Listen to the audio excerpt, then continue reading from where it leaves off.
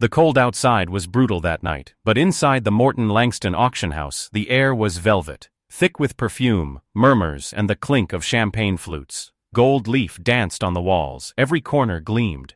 The room pulsed with expectation. The city's elite gathered beneath dripping chandeliers, waiting to bid on beauty like it was currency. Mavis Ellison stood at the threshold, coat clutched close. Her boots, cracked at the seams, left faint wet prints on the marble. She hesitated, one breath, then stepped inside. Silence didn't fall immediately, but it grew, like frost. A man in a tuxedo looked her up and down, then elbowed his companion. A woman gasped softly behind a sequined fan. Near the podium, Marilyn Knox spotted her instantly. Her spine straightened like glass. Mavis kept walking. Her bag, old canvas stained with age, bounced against her hip. From it, the corner of a wrapped square peeked. She didn't touch it yet, not yet. She moved past rows of chairs where investors and collectors sipped white wine and gossiped under spotlight halos. At the back of the room, a velvet rope blocked the main floor. Marilyn appeared in front of it as if conjured. "I'm afraid this event is private," she said, eyes cool, voice syrupy with practiced disdain. Mavis met her gaze, slowly. "I'm not here to bid," she said, voice low and sure. "I have a submission." Marilyn's laugh was breathless, almost kind. "Submissions closed weeks ago, and this isn't an open call." Her eyes flicked to Mavis's boots, the frayed edge of her coat. "You understand." From the front row, Blake Carmichael turned his head, amused. He leaned toward Clive Laurel, who sipped scotch silently. "Is this a performance piece?" Blake chuckled. "Maybe she's auctioning a sign from the street." A few others laughed, not loudly but loud enough. Mavis didn't flinch. Behind them all, by T.E. bar, a young woman stood very still. Sam Vega clutched a clipboard, her name tag crooked, her curls frizzing slightly from the heat. She watched Mavis, her mouth parted, not with judgment, but with something like recognition. Mavis reached into her bag. People shifted. The guards subtly adjusted their stances. She pulled out the wrapped canvas, unhurried, her fingers careful like a mother with a sleeping child. The paper crinkled, peeled. The gallery's buzz dimmed, second by second. When she turned the painting around, the silence dropped like a curtain. A boy, no older than 10, sitting cross-legged on a rooftop in Harlem. His skin rich umber, cheeks lit with golden light. A paintbrush dangled from one hand, flecks of color on his fingers. Behind him, a skyline stretched in sunset blush, and the sun crowned him like something holy. The brushwork pulsed with energy, controlled yet wild, like joy restrained by grief. Nobody spoke. Clive Laurel stared, his glass frozen midair. Blake blinked. Sam dropped her clipboard. Marilyn found her voice first. I'm sorry, who painted this?" Mavis's eyes burned steady. "I did." Blake snorted, too loud in the hush. "Please. Come on. That's Ellison's style. You're telling me you painted that?" Mavis stepped forward. "I am Ellison." Gasps now, audible, unfiltered. Someone cursed under their breath. Marilyn looked stricken, but masked it quickly. "That's not possible," she said. "Ellison vanished. Died, they said. Or disappeared." Her voice faltered. "No one's seen her in 20 years." Mavis lifted her chin. "You're seeing her now." For a long moment the only sound was the heating vents sighing. Then Clive stood. He walked toward her, slowly, reverently, as if afraid the painting might vanish. When he reached her, he didn't speak. He didn't ask for proof. He just looked at the painting, then at her. His voice cracked. "I thought you were gone." Mavis said nothing. Tears slipped from his eyes. And in the back, Sam reached for her phone, hand trembling, not to record but to text someone. She didn't know who, but she knew this moment meant everything. The room had forgotten how to breathe. Clive Laurel, renowned for his venom-tongued critiques, the man who once made a sculptor weep on national television, was weeping himself. His hands hovered near the painting like it might burn him. His mouth opened, closed, opened again. "She's not just Ellison," he finally said, voice gravel.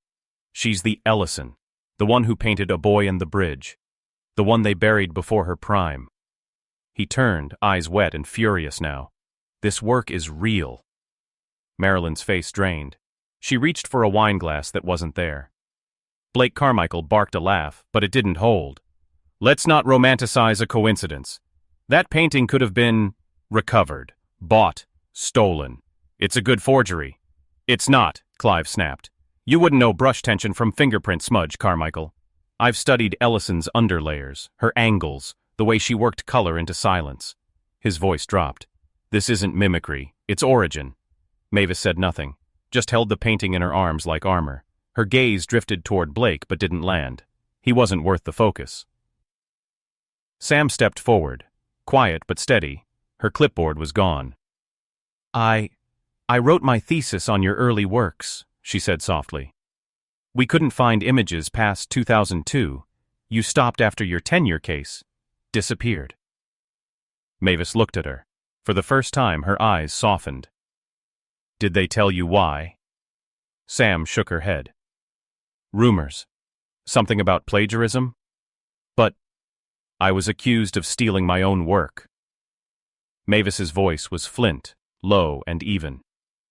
A white colleague submitted a painting I made during my sabbatical as his tribute, claimed I had no documentation. I did.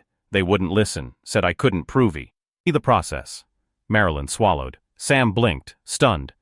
But that's standard, Mavis interrupted gently, for women like me. She placed the painting on a low easel one of the tech crew had brought forward, reverently. Her hands lingered on its frame. After they stripped my position, I stopped showing. Stopped trying. I painted one final piece and kept it with me. It's all I have left. Silence. Thick as snowfall. Blake shifted in his seat, suddenly flushed. Still, what's the endgame here? A spectacle? You drop in like some ghost and expect... what? Applause? No, Mavis said. I expected to be turned away, like always. Clive stepped closer. He looked to the room like a conductor before the downbeat. I will write about this, he said. Tonight. I'll say it plainly. Ellison never left. She was erased. Forgotten, yes. But not by the art. Never by the canvas. He looked to Marilyn, then Blake. But by us. Mavis flinched, just slightly. It was Sam who moved next.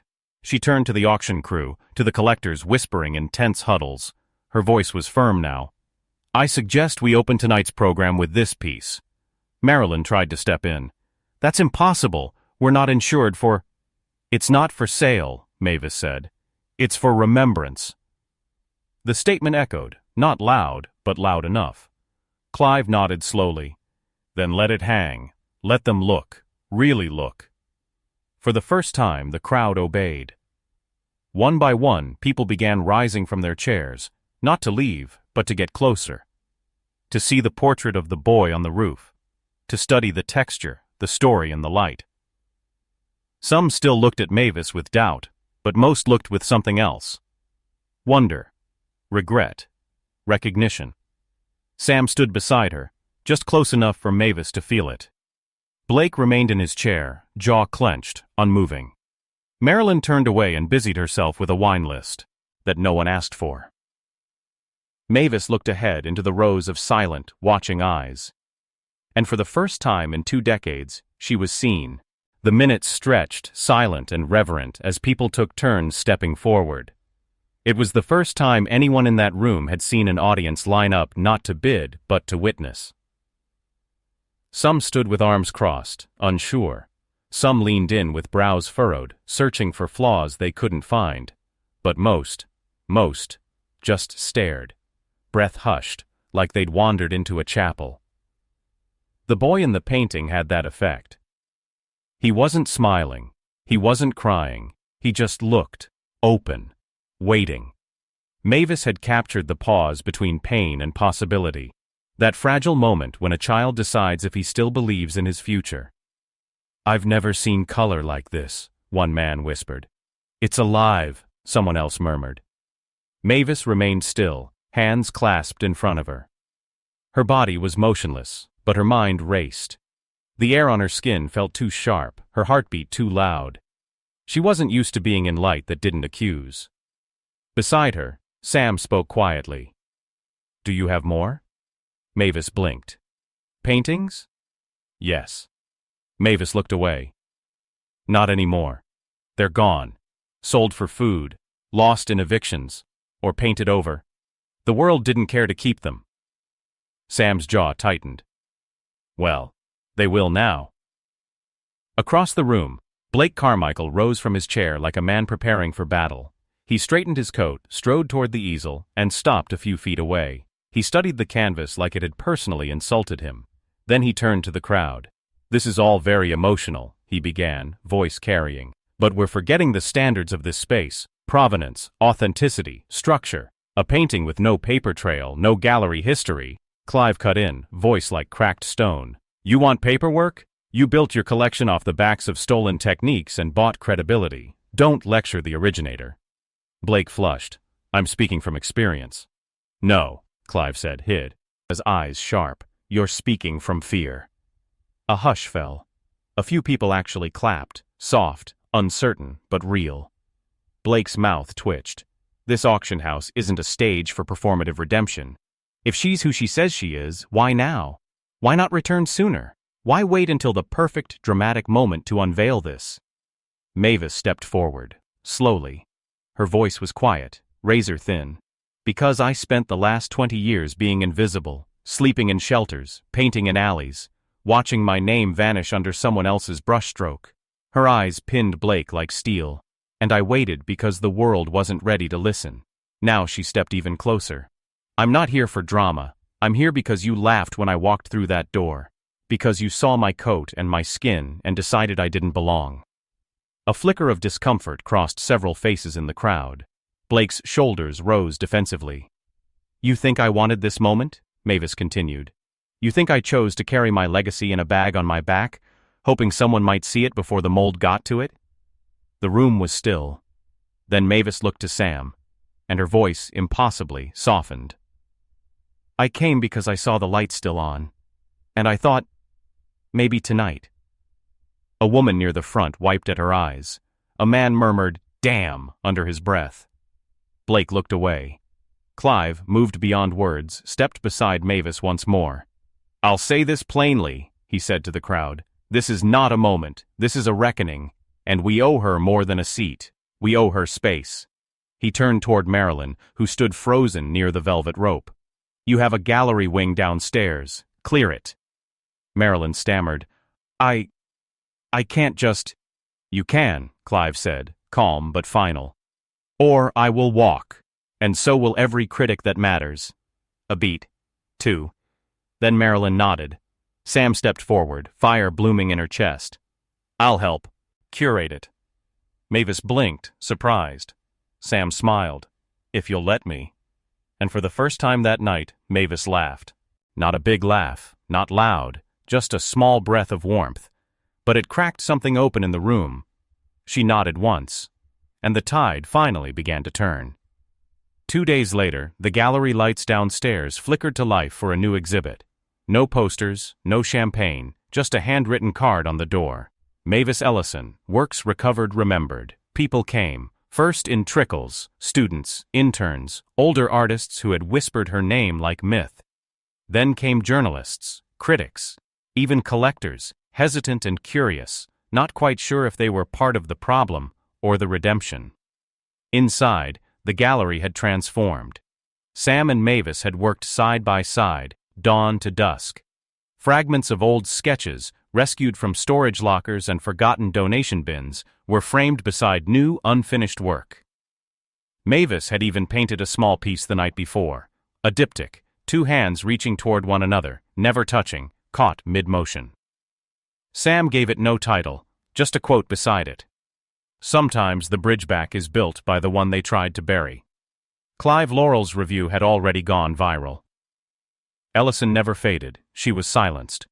What we now witness is not a comeback. It's a reckoning. And we must all ask why we let her vanish in the first place. At the center of the gallery hung the rooftop boy. Now, under proper lighting, his face looked even more alive. every fleck of gold in his cheek, every question in his eyes. He wasn't just art anymore. He was a mirror. Mavis stood to the side of the room, out of spotlight reach, in the same worn coat. But tonight, she stood taller. Her posture held no apology. Sam had offered to buy her a new jacket. Mavis had smiled gently and said, "Not yet. Let them see what they turned away." People approached her in waves, a woman in her 70s who once studied under her, a young black boy gripping a sketchbook like it might brilliate, like an art teacher who'd kept one of her early prints in a classroom drawer just in case she ever returned. And then, of course, came the press. Microphones, lights, a dozen questions all at once. Why now? Where have you been? Are you angry? What happens next? Mavis answered only one. She looked to the boy with the sketchbook and said, "I came back so the next one doesn't have to." There was no speech, no ceremony, but the moment felt holy. Then, late into the night, someone unexpected arrived. Blake Carmichael. No entourage this time, no suit, just jeans and a dark wool coat. He looked different, not humbled, not reformed, but something rawer, smaller, like a man who finally realized he wasn't the tallest in the room. He didn't approach Mavis at first, just walked the gallery in silence, hands in his pockets. Then he paused in front of the rooftop boy, stood there, and dropped his head. After several minutes he turned, found her watching, walked over, each step slow, measured. "I came to apologize," he said. The gallery was still, a few people turned. Mavis looked at him, unreadable. "For what?" she asked. Blake swallowed, his voice cracked. "For laughing, for doubting, for not seeing." Mavis didn't respond right away. Then she stepped forward, just close enough to be heard. "You saw me," she said. "You just didn't want to believe I mattered." Blake blinked, stung. "I don't need your apology," Mavis continued, quiet but firm. "I need your memory. Don't forget this happened. Don't rewrite it later." He nodded, eyes glassy. "I won't." Then, to everyone's surprise, he did something unthinkable. He knelt. Not performatively, not for show. He just sank to one knee, in front of her, and whispered, "I'm sorry." Mavis didn't touch him, didn't tell him to rise.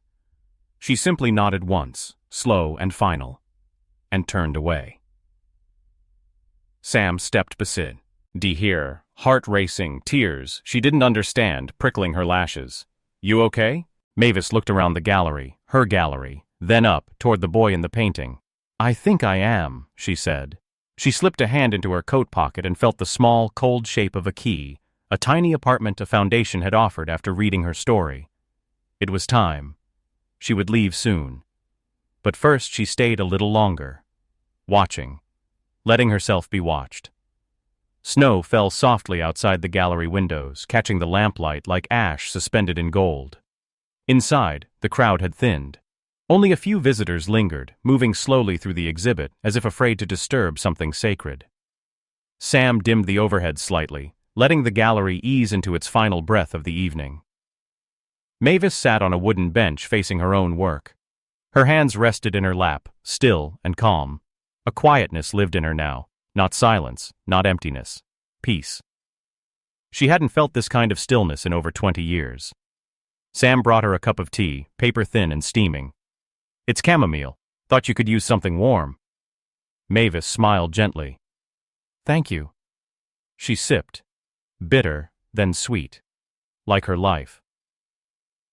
They sat in silence together, 2 generations linked not by blood, but by shared reverence. Sam fiddled with a crumpled sticky note she'd pulled from her pocket. Mavis didn't ask. She didn't need to. Eventually, Sam spoke. "Do you ever think about teaching again?" Mavis turned her head slowly. "All the time." Sam nodded. "You still have that way about you, like you're watching people learn before they even know they're doing it." Mavis chuckled. "Old habits." A pause. Then Sam said softer, "You changed something tonight." Mavis didn't answer right away. She watched the boy in the painting, his face still haloed in burnt orange light. The brushstrokes, The way his fingers curled around that brush. It all felt so far away and yet so present. I didn't me here to change anything, she said finally. I just didn't want to disappear. You didn't, Sam whispered. Mavis exhaled. She looked around the room, her room, and saw her past laid bare. Not all of it beautiful. Some pieces jagged, unresolved. But hers. Then the elevator dinged quietly. Marilyn stepped out, holding a file folder, walking with none of her usual stiffness. Her heels were lower tonight.